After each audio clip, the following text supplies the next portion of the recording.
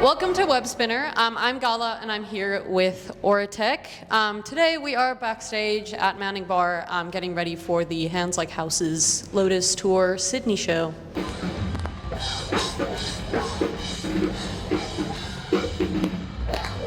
Who are you as a band, and like what's one thing that you think is like surprising about you that nobody would kind of expect just from hearing your music? From hearing our music? Yes. I don't know. Who are we as a band? You take this. We're a bunch of fucking nerds who make fuck-ass music. And that's right, and you are. Yeah. And that's right. Yep. Yeah, I think that's what, I guess like what is like the gimmick, I guess, with us, like the most surprising thing about us, I guess, is that we try to create as boundlessly as we possibly can. Yes. And that includes like character in every part of what we do and every musical part. So like when it comes to the vocals, I try to expand my range as much as I possibly can, making like funny voices and stuff like that, and just being an idiot, you know what I mean? Yes, and that yes. like that energy bounces off really well, like in between like everybody as well, you know, like Tristan as well. I think like Tristan's flair with drums specifically is something that's really unique about us as well, I think. Yeah, like, I think so. You know, it's just the way that he drums isn't like really anything that I've ever seen in the metal scene before, and I think that that's really special, and I've always really appreciated it. I'm a big lover of drums as well, so that's why. But yeah, I think that's what makes us unique. Cool. Cool. I think, like, ultimately, I think all of us individually are just trying to be as goblin-moded as possible. Absolutely, I see that. When it all comes together, it just, like, there's just so much harmony in, like, just the chaos. Yes. And the goblin-modedness. It's just, like, it's so cool. Yes. I think we're just trying to be the most unhinged versions of ourselves, and that just makes it fun. And that's right, and you are. Yeah. I see that. What's something, kind of looking at sort of the Aurateque timeline, what's something that you think kind of really mattered to you guys when you started out as a band that maybe doesn't matter as much anymore, or you don't really like think about too much when you're creating anymore? Oh, You felt that one. yeah. I think when we first started as a band, I think one of the biggest things that we like stressed a lot and we kind of like created our art around was kind of the idea of getting a foot in the door. Like, yes. In terms of like the scene and finding our own place, carving out our own place within it, like the scene. Whereas the way that we've evolved, that kind of isn't even a thought anymore. It's kind of just the creative process now is just so pure, and it's just chasing that idea that just makes us like kind of laugh because it's like so stupid and like just so fun. And even though like other people might not like get it, like if people fuck with it enough to stick around and let it kind of like simmer with it, sit with it. Yeah. I think like the people that will get it, the people that, you know, fuck with it will stick around. And I think that's kind of, we want to cultivate that kind of culture. Yeah. Yeah, and more on that as well. I think that like, to kind of elaborate on what you said as well, we were just like, our idea of being a band and taking ourselves seriously and professionally was, you know, investing in like really high quality like music videos and really high quality like everything. Yeah. And then I think that it's now slowly devolved into how can we express creatively with the limitations that we have as people. And like, so I think that's why we're going more down a DIY route, because it aligns more artistically with us. Yeah. Where before, like, I wouldn't have even thought of that being an idea, because I would just be like, that's just like a hard no. But I think right now, more than ever, especially with AI and everything, it's so much more important that People crave realness. Yeah, people crave realness. Exactly. And we do too. Yeah. Well, I was going to say with the limitations thing as well, I feel like it's a lot easier to create authentically, but also to create with the vibe and the story that you guys want to create with those limitations, rather than like a fully polished machine. Yeah, and that's the thing, machine. Yeah. I didn't like. I was sick of feeling manufactured. Yeah, like that. It was just. I feel like, you know, somewhere along the way we just kind of lost the idea of what being an artist was, and we became a manufactured like idea, you know. But they obviously didn't let it get to that point. But like, it just felt like that, and I was like, "Fuck this." I'm out. Yeah. Cool. You've briefly covered on it a little bit, but is there anything specific that you as a band want to achieve now that maybe wasn't a thought before? So like whether that be like play a specific venue or like something with community. Yeah. I actually I think I've been mulling over this a lot, and I would just love to just bring back like the old, kind of like the old rave culture in Sydney, but do it with like hardcore bands and just kind of like, you know, date on the day kind of stuff. Like bring back like the community run events like that. I agree. I agree. So cool. You know, like shit that's like outdoors and, you know, like venues that are like, not venues, but like block parties and stuff like that, I think would be really cool for the heavy scene. That's something that I've always wanted to do, but that's pretty much it. I think like we're doing exactly what we want to do, and that's just create boundlessly, right? Yeah. And that's all we want to do, really. Yeah, at the end of the day, that's all that matters. Yeah. Sorry, say that again. Oh. It's just creating boundlessly and like not feeling a need to kind of like put ourselves in a box and just like any idea can go if it fits, like, and if we fuck with it. I think that's just the most important thing. Yep. Now, you've been doing a lot of collaborating with a lot of people lately, especially kind of with the new sort of rebrand and the run of stuff. How do you, or like, what do you look for in the people that you invite to create with you? Oh. There we go. All the talking. I'm sorry. Can you tell I'm the lead vocalist? Tell me the lead vocalist. So what we look for always is passion. Passion over anything, you know what I mean? Like someone who really wants to be there and be with us, and that's why we create with mates, right? Because like it's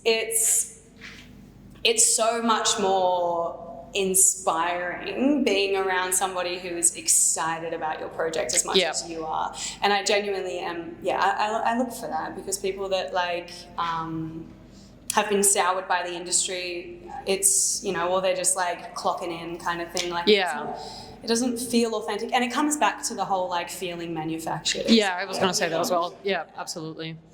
Yeah, that's it. That's how we do it. You're kind of a band that's drawn to aesthetics, but I would love to know a little bit more about what that looks like on your end. So is it something where you kind of decide on an aesthetic before you write a song? Does the aesthetic come with the song? Where does it kind of fit into your creative process? Definitely happens after the song, definitely after the music.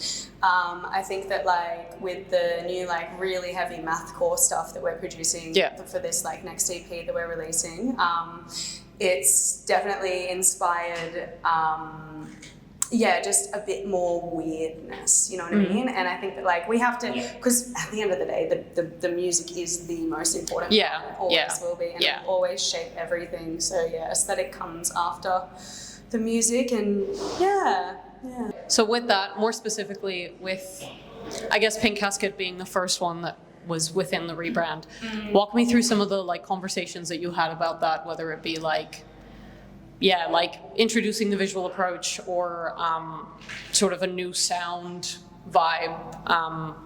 What led to the rebrand kind of coming together? What led to the rebrand? It's funny that you should say that, actually, because Pink Casket led to the rebrand. Yeah. Because Pink Casket was like, honestly, I think Pink Casket was the first song where we like made it together, and we were like,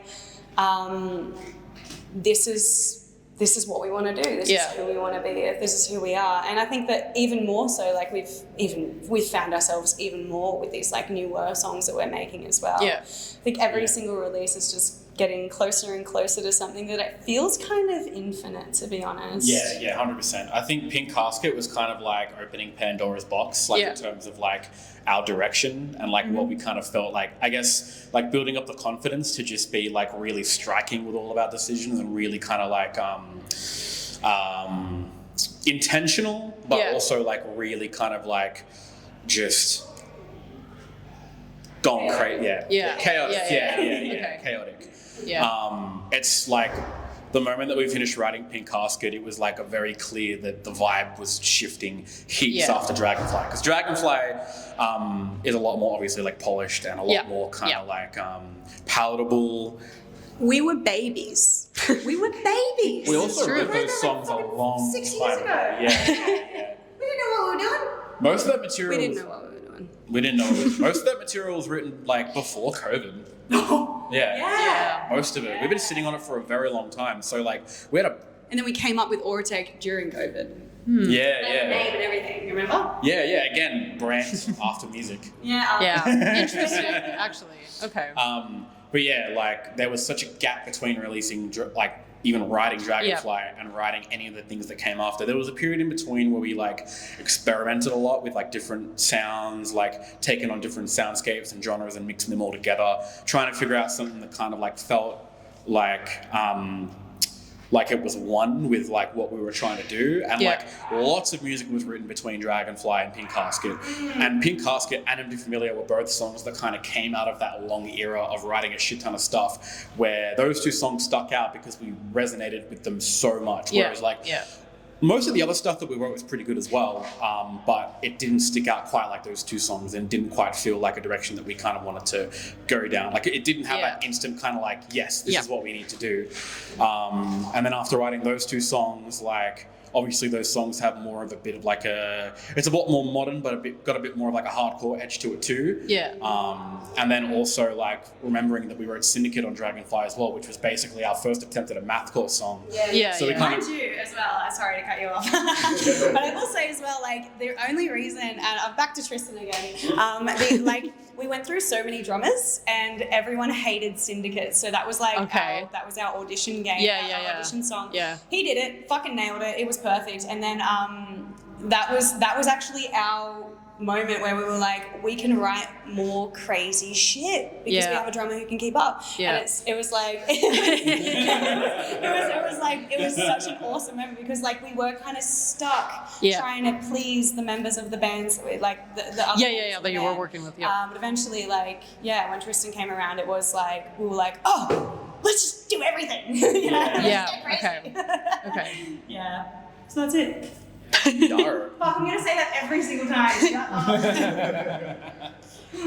So that, I guess, kind of answers a follow-up, but just in case there's something else to that, did you sort of course, always, did you then approach sort of Pink Casket differently to other stuff that you would have written, or did you approach it the exact same way and it just so happened to be kind of exactly what you were after? I think amongst all those other songs we were writing at the time, we kind of approached it like the same, like every kind of song starts with a single idea that I usually come up with like on the guitar. Obviously, like nowadays we shift up the creative process a lot, like to try out different things and whatnot. But at the time, almost every single song started with an idea like that I come up with on guitar. We just kind of built it on top of that. And both Pink and Empty were songs that kind of came from that method of writing as well. You've kind of been busy playing a lot of shows lately, which is really good to see. Big fan. I'm just wondering, kind of, how do you keep up the balance between recording stuff and working on writing stuff, but also being out on tour and playing shows and all of that? Anything else want to speak? I know Tristan doesn't want to.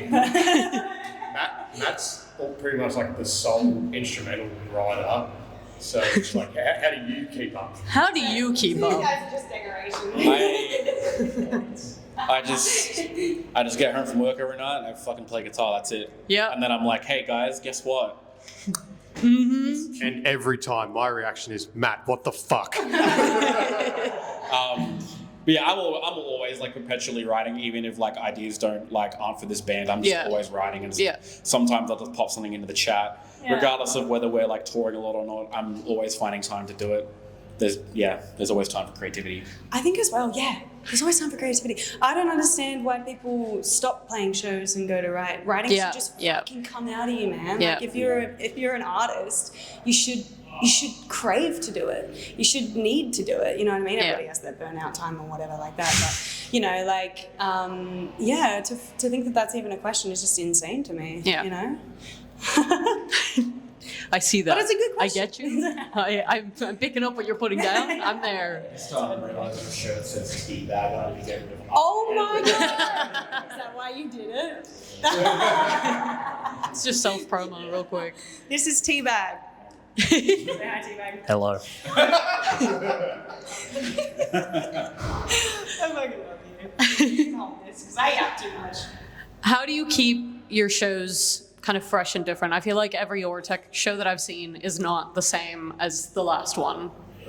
We kind of like, we don't really like, We get more guts. we just kind of like, I don't know, it goes like the process for our shows and our writing and everything in between is kind of just like, the ethos is the same. Fuck it, we roll. Yeah, We don't really kind of like, plan. We don't really choreograph. Yeah. We just kind of do things in the moment. Cool. Because like, this is how I feel, and I don't know how you like, I know you probably resonate with this too, but like I kind of don't want like any two shows to kind of feel like the same like experience. Absolutely. I kind of want each one to be like different in its own way. Like things might happen in the moment, and I think those things are really important. Like it's an important part of like the art form of playing shows. Yeah. Like choreographing is really cool. Some bands absolutely fucking nail it and put on a great show like with heaps of choreography, but like at least for like the style that we're going down and the more you get it when it's your turn. Ready when you are. I'll pass it to you when it's your turn. But at least like this more kind of mathcore like hardcore direction that we're going down stylistically, it just gels so well with like the ethos of just doing it on the fly and just kind of seeing what happens. You may have the microphone, Lauren. Your turn. I will say as well, I think that like with every show, I try to do as much. I try to go as crazy as I possibly can, and I like bookmark things that I do that are really cool, and then I'll do them again. I'll refine them as I go. Yeah, of course. Which I think is really cool. Like doing any kind of like rehearsing like that in rehearsal, it doesn't translate. Yeah. Like being in the energy and in the moment, you know, saying it shit to works people, better. seeing how they react. Like, yeah, I definitely note those things. And so a little bit is like planned in a way, but it all happens in real time. Do you know your dislocations? Do I know my dislocations? I've had two. Do I know them? I mean, two is not a lot, but it's weird that it happened twice. Yes, dislocated my shoulder at Frankie's and dislocated my shoulder strategically in Sydney. Shock value. In Manning. In In Waywards. So yeah, that was part of the script too. Good catch on that one. We wrote that one in. It was very black metal of us, you know? It was much better in the Sydney No, show. we just popped it back in. It's fine. Kind of back on the feel of shows, but also like kind of starting to wrap up. How did this show come about? I know you very briefly mentioned how you found out about the show, but was this like a... So Yes. Hands Like Houses, they put up a post asking people to tag bands in it in the comments, and for what city, and I just went and tagged us, and I thought it was going to be like based on the amount of tags a band gets. Yes. We got probably like half a dozen. Next thing we know, we get a message saying, "Are you available?" And we all owe it to you. And we owe it all to you. Special shout out to Luke for keeping us together. Like, we are actually so chaotic. Like, Tristan, I can't get a hold of that cunt 20, fucking half the time. I don't know what anyone's doing. Matt and I don't know what the hell is going on all of the time. And Luke's just keeping us in check. He knows what time we start. He knows when we need to be somewhere. He's always got merch. I really appreciate it. Luke is our glue. It's all you. You are the band. Thank the Lord. Cool. Okay, so to wrap up, is there anything specific that you want to highlight? Any shows after this one? Any releases that you can kind of flag? Anything? Floor's yours. Go ahead. Everything's still a work in progress. So That's how they get you. We're going to be releasing, like all bands do, Something. eventually. Yeah, at some point. Yeah. We do have an EP in the works, and it's definitely very proud of it myself. It's got some really fun features too. Sam Fall, specifically from Fifth Dawn. I'm really excited about that one to come out. And yeah, what else, guys? Nothing else. One show that's announced. Do we? What is it? Last words with Wade Fox. Literally our headliner. This is why. We got a headline show. We got a headline show in Penrith. When is it, Luke? Luke knows the details. I don't. May the 1st at Let him do it. Elton John. Elton Chong and Penrith. Yeah, the riff. Let's go. Okay, well, that was it from me. This is Aurateque. I'm Gala. If you, all the sort of links and stuff will be in the description for you to find them, find tickets to show, find everything you need to find. And Give us I your will money. have a link to the Buy Me a Coffee down below as well, so that you can donate to Webspinner, just so we can keep stuff like this going. I'm trying to move into zines and print, so hopefully we can get that going as well. But yeah, that was it. Absolutely, let's go! Yay! So anyway, have a good show. Let's go!